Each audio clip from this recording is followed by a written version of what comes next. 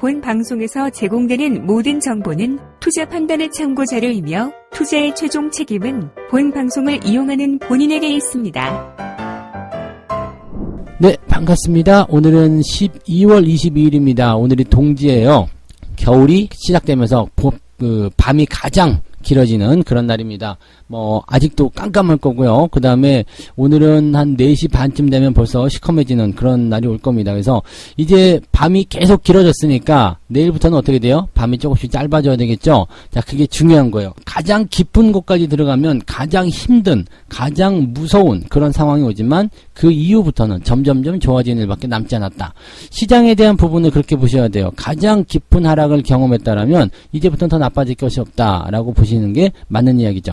자, 미국 증시가 이제 그런 모습을 보였다라고 일단 분석들이 되고 있습니다. 많이 내렸기 때문에 이제는 올라갈 것이다, 또는 저가 매수다, 너무 과했다, 등등등의 얘기가 나오고 있습니다. 그동안 미국 증시가 올라온 거에 비하면 그렇게 과한 조정도 아닌데 말이죠. 근데 사람들 심리는 일단 그래요. 많이 올렸다가 조금만 떨어지더라도 이 떨어진 것에 대해서 굉장히 민감해 하거든요. 그러니까 이게 굉장히 심리적인 부분에서의 부담감이 크게 나타날 수밖에 없는 내용이라고 생각하시면 되겠습니다. 다행인 것은 이제 저점대 유지를 잘 하면서 반등을 시켜줬기 때문에 다우지수고 나스닥이고 오늘 강하게 상승세로 마무리할 수 있었던 배경이 아닌가 생각합니다. 다우지수가 1.6% 상승해서 올라갔고요. 나스닥은 무려 2.4%나 급등을 했습니다. 자, 이 내용을 좀 들여다보면 일단 시작도 상승 출발을 했고요.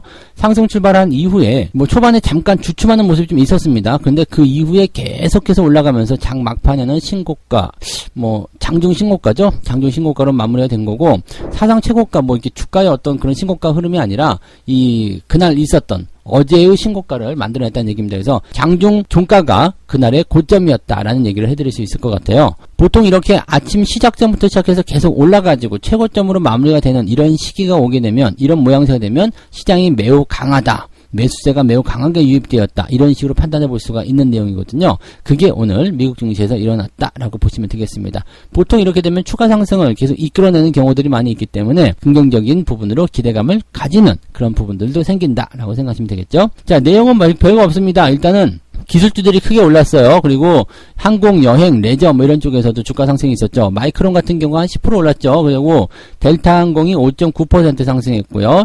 유나이티드 에어라인이 6.89%, 크루즈 업체인 카니발이 8.7% 상승세를 보였습니다. 그러면서 이제 또 기술주 마이크론의 어떤 실적이 좋다, 이렇게 예상치가 좋아질 것이다, 등등등 얘기 나오면서 주가가 크게 상승한 부분, 또 그동안 많이 내렸지, 억울했지 등등에 대한 부분 때문에 또 기술주가 크게 상승하는 그런 형태로 진행이 되었다 보시면 되겠죠. 오미크론 관련한 부분에서는 또 좋은 호재가 나왔습니다. 이 바이든 대통령이 부스터샷을 맞은 사람은 상당히 보호가 되고 있다, 그래서 미국인들에게 추가 접종을 촉구를 했다라고 얘기가 나옵니다. 물론 이제 오미크론 관련해서 확진자 수가 계속 늘어나고 있기도 하고요. 또 그다음에 마스크를 또 의무적으로 꼭 써야 한다, 등등등 여러 가지 조치들도 나오고 있는 상황이긴 합니다. 그리고 첫 사망자도 나왔다, 이런 얘기도 있었습니다.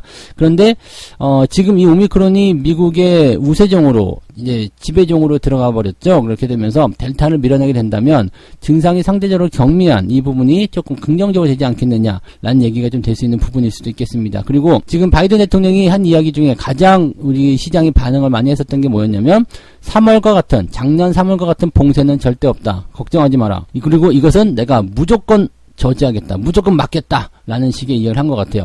자, 미국 입장에서는 지금 이 오미크론에 대한 부분들을 어느 정도 다양하게 분석을 좀 했으리라 생각합니다. 그리고 백신이라든지 치료제 등등에 대한 진행 결과도 알고 있을 것 같죠. 그래서 확신을 가지고 이렇게 이야기했다라는 것은 자, 이거 극복할 수 있습니다 라는 어떤 자신감의 표현이다라고 보시면 될 것 같아요. 군 의료군도 파견을 할 것이고, 또 그 자가 코로나 테스트기도 무료로 공급할 것이고, 등등등 얘기가 나오고, 이제 내년에는 백신이나 치료제에 대한 부분도 나오기 시작할 것이다, 걱정하지 마라, 금방 좋아질 것이다 라는 이야기를 해주고 있는 부분이 되는 거죠. 자, 이러다 보니까 시장이 과하게 내렸던 거 아니냐, 너무 우려감을 크게 반영한 건 아니냐, 그래가지고 반발 매수도 유입이 됐고요. 또 단기간에 과도하게 빠진 것이기 때문에 여기에 대한 저가 매수세가 강하게 유입되는 그런 부분이 있었을 것이다. 채권은 과도하게 매수되었고 주식은 과도하게 매도되었다. 이제 우리는 그 해답을 찾고 있다. 이렇게 얘기를 했다고 하는데, 말들을 이렇게 시처럼 썼는데, 자, 지금 중요한 거는 과하게 빠졌기 때문에 기술적 반등이든 뭐든 간에 나올 수밖에 없는 상황이다 라고 보시는 부분이 되겠습니다. 그래서 이런 전체적인 내용 내용들이 시장을 끌어올렸다라고 보시면 되겠고, 뉴스거리가 별게 없어요.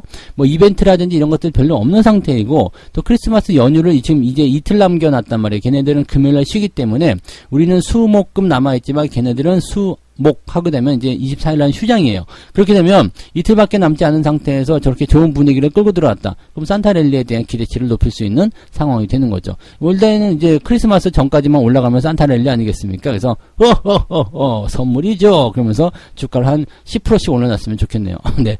아무튼 뭐 미국 시장에 대한 어떤 분위기, 또 해외 시장에 대한 분위기는 오미크론 때문에 계속적으로 좀 그 숨통을 조이고 있었는데 그것을 좀 풀어주는 느낌, 그 다음에 이쪽에서의 우려감이 완화되는 느낌, 여기다 기업들의 실적이 막 치고 올라가는 그런 형태에서 괜찮은데 라는 그런 부분들이 평균적으로 퍼졌다라고 생각하시면 좋을 것 같아요.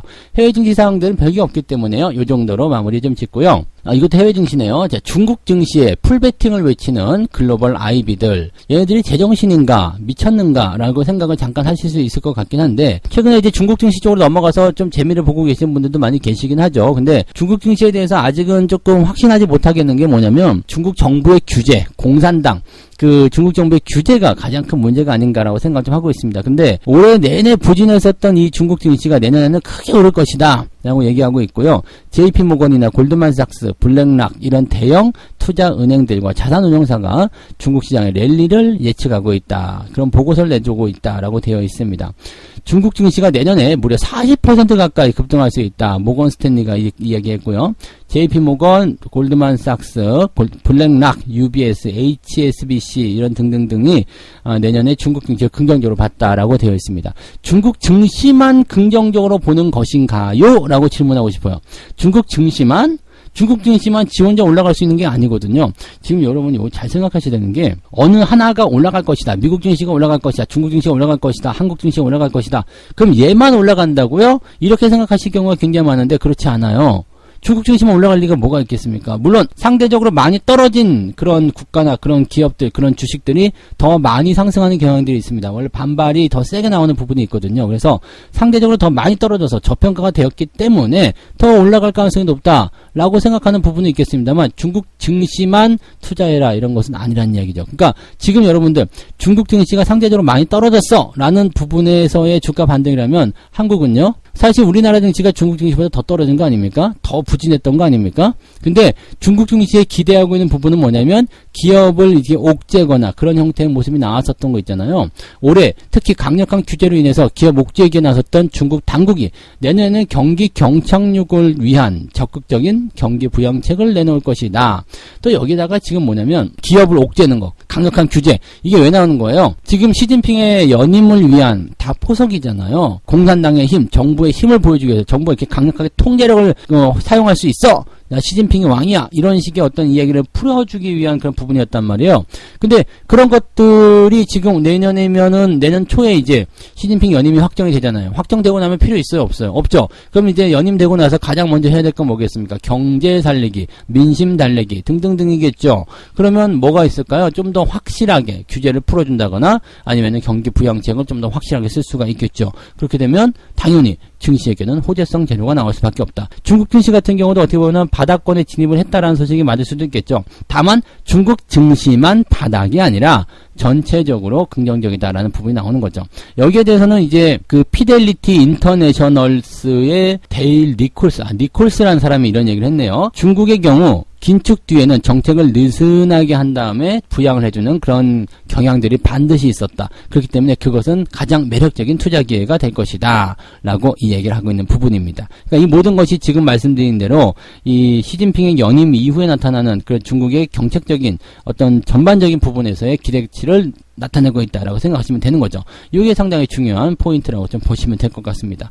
반면에 모건 스탠리와 시티그룹, 얘네들은 이제 중국 증시를 조금 부정적으로 보고 있다라고 합니다. 얘네들은 이제 중국 투자에 조금 신중해야 한다라는 얘기가 되어 있습니다. 왜냐하면 아직 미중 관계가 불확실하다는 얘기죠. 미중 간의 이런 불확실성은 뭘로 나타나요? 무역분쟁. 무역분쟁은 2018년도부터 2019년까지 세계 증시를 그냥 지랄맞게 만들었던 바로 그 내용 아닐까 싶기도 합니다. 지금 현재 미국이 내년 2월에 베이징 동계올림픽에 대한 외교적 보이콧을 선언했습니다. 거기에다가 40여 개 중국 기업을 블랙리스트에 올려놨고 3년 내에 회계감사를 거부한 중국 기업들의 미국 증시 퇴출도 예고를 하고 있는 상태이다. 이런 상태에서 뭐 중국이 위안화 절상도 한다 뭐 등등등 여러 가지가 나오고 있는 부분인데 뭐 어찌됐건 간에 현재 시점에서 본다라면 중국이 위안화 절상을 하게 되면 어떻게 되겠어요? 대체적으로 이제 미국이 또 저놈들 환율 조작한다 뭐 등등등 얘기 나오면서 또 뭐 충돌이 일어날 수 있고 마찰이 있을 수 있는 부분이겠죠. 그리고 지금 저렇게 올림픽에 미국이 참전하지 않는다. 이 부분도 사실은 굉장히 큰 뭐 사안이 좀 될 수 있겠죠. 일본에겐 참가를 했는데 중국에게는 참가하지 않는다. 약간 중국 입장에서는 열받는 일 수도 있겠죠. 그다음에 지금 중국 기업들을 계속해서 퇴출시키는 거 이거 자체도 지금 열받는 상황이 좀 있단 말이죠. 그러니까 다양하게 지금 뭐 외교 채널을 동반해서 미국과 중국 간의 어떤 관계 개선을 위한 노력을 하고 있다고 하지만 서로 이제 자존심이 좀 센 상태이기 때문에 쉽지 않을 것이다 볼 수 있겠죠. 그래서 서로 막 치고받는 상황이 벌어진다라면 아직은 이제 코로나 때문에 그런 것들이 수면 위로 올라오진 않고 있습니다. 당장 먹고 살아야 되니까 그게 더 급한 모습이지만 만약에 이제 조금 등 따숩고 배부르면 어떻게 돼요? 그러면 이제 다른 거 생각 슬슬 나잖아요. 그런 것처럼 이제 이 외교 문제가 또 떠오르면서 시장이 또 다른 악재로 될 수 있다. 이것이 이제 중요한 내년도 변수가 되겠죠. 근데 요거는 이제 그때 가서 생각하면 되죠. 미리 앞당겨가지고 아이고 내가 늙으면 죽을 텐데 지금 어떡하냐. 지금 젊은데 뭐 지금 그런 것까지 생각하고 있냐 얘기죠. 그러니까 그거는 그때 가서 고민하시면 되는 부분이고요. 지금 현재 시점에서는 일단 전 세계 글로벌 증시라든지 미국 시장, 중국 시장, 한국 시장 뭐 등등등이 전부 다 어떻게 보면 증시 바닥권에서 나타나는 그런 부분이 아닐까 생각합니다. 미국 증시는 바닥이라고 하기는 좀 그렇고요. 추세가 계속 좋아지고 있는 그런 과정이구나 라고 보시면 되는 거고 뭐 아시아 증시나 대체적으로 이런 부분들 특히 우리나라 증시가 굉장히 바닥이죠. 그래서 얘네들을 좀 잘 살펴보시는 게 좋다라는 말씀을 드릴 수가 있겠습니다. 자, 그 다음에 세 번째 이야기는요. 외국인과 기관들이 담고 있는 SK 하이닉스. 이제는 봄이 왔나요? 겨울도 아직 지나지 않는데 뭔 봄이니. 자, 지금 시가총액 2위 대형 반도체 종목인 SK 하이닉스의 추가적인 주가 상승 기대감이 커지고 있다. 올라가면 꼭 이런 얘기가 나오거든요. 그래서 난 이런 이야기들 나오는 거 별로 안 좋아요. 왜냐면은 올라갈 때 그냥 냅둬. 우리 그냥 사랑하게 놔두세요. 이렇게 좀 얘기하고 싶은데 얘네들이 그냥 와서 물어뜯고 막 그냥 더 간대요. 막 설레발 치고 막 바람잡이들 생기고 막. 근데 이렇게 되어야지만이 주가가 상승하면서 밑에서 매수한 사람들이 수익을 볼 수 있는 기회가 생기죠. 왠지 아시죠? 이렇게 막 그냥 설레발을 쳐넣게 되면은 뭐라고 진짜 그렇다고 좋아진다고 그러면서 막 개인들 달려들어가지고 그냥 주가를 또 쿡 끌어올리거든요. 그러면 또 상투가 와요. 그러면 또 조정이 나와야 되는 상황이 또 벌어지게 되고 이게 상당히 좀 싫은 그런 부분입니다. 근데 어쨌건 SK 하이닉스에 대한 기대치가 굉장히 커져 있다. 삼성전자는 왜 안 그래요? 라고 있는 부분들은 SK 하이닉스의 매수가 더 많이 들어가는 상태이기도 하고요. 또 그 다음에 좀 더 가볍잖아요. 삼성전자보다. 그래서 주가 상승이 더 높기 때문에 거기에 대한 부분입니다. 삼성전자도 나쁘지 않아요. 그래서 메모리 반도체 업황이 호전될 것이다 라는 전망에 따라서 매수세가 유입이 되고 있다라고 얘기를 하고 있는 부분인데 되게 재밌는 게요. 미국 반도체 업체인 마이크론의 실적 호조가 긍정적으로 작용하고 있다. 이게 되게 웃기는 거 아닙니까? 삼성전자가 1등, 하이닉스가 2등 아니에요? 마이크론 지금 3등 아닙니까? 3등이에요, 4등이에요. 하여튼 뭐 3등, 뭐 그렇게 쳤다 이거야. 근데 삼성전자 하이닉스는 3분기 최대 실적 나와가지고 뭐 그냥 빌빌거리고 있었던 상황이었는데 마이크론이 이렇게 급등했다고 해서 얘네들도 같이 따라 올라간다. 자, 이게 사실 말이 안 되는 거잖아요. 원래 선도주는 이 삼성전자 하이닉스가 돼야 되는 거 아닌가? 라는 생각을 잠깐 해봅니다. 그냥 그렇다고요. 근데 어쨌든 뭐 미국 시장이 워낙 크기 때문에 뭐 걔네들이 올라가는 것에 대해서 추정을 하는 것은 당연하지 않겠는가 생각되는데 상대적으로 생각하게 되면은 마이크론보다도 더 실적 우위에 있었던 이런 SK 하이닉스라든지 삼성전자 같은 기업들이 더 주가가 올라가야 되는 것은 어떻게 보면 당연한 얘기 아니겠는가 라고 판단해 볼 수 있는 부분이 되겠죠. 왜 얘네들을 안 사는 거야? 라는 이야기를 해볼 수 있는 부분입니다. 그래서 실질적으로 기관과 외국인들이 무지하게 많이 매수를 좀 한 부분이고요. SK 하이닉스 같은 경우도 이제 저점 대비해서는 무려 37% 정도 올랐다고 하네요. 와, 많이 올랐네요. 그때가 95,500원이었으니까 그때 대비 37% 하이닉스가요.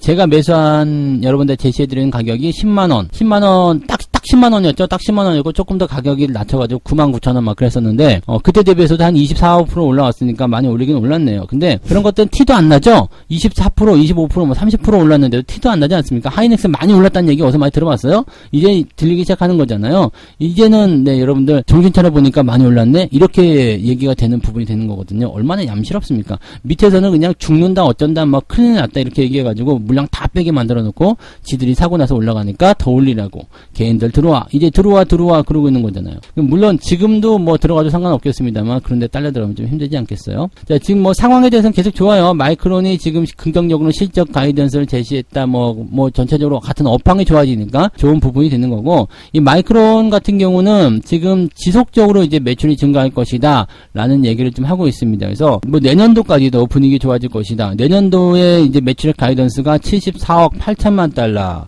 그러니까 컨센서스가 지금 73억 달러 정도였는데 이것을 웃돌았다라는 얘기가 나오는 거죠. 그러니까 전체적으로 많이 더 상승하는 기회가 만들어질 것이다 라는 이야기가 나오고 있는 겁니다. 그러니까 뭐 지금까지 있었던 뭐 판매량 둔화에 대한 재료라든지 뭐 업황이 안 좋을 거한 이슈라든지 이런 것들이 전부 다 해소가 될 것이다. 그래서 추가적으로 더 상승하게 될 것이고, 하이닉스 역시도 내년도 영업이익 추정치를 기존의 10조 원에서 14조 8천억으로 무려 38%나 상향 조정을 했다.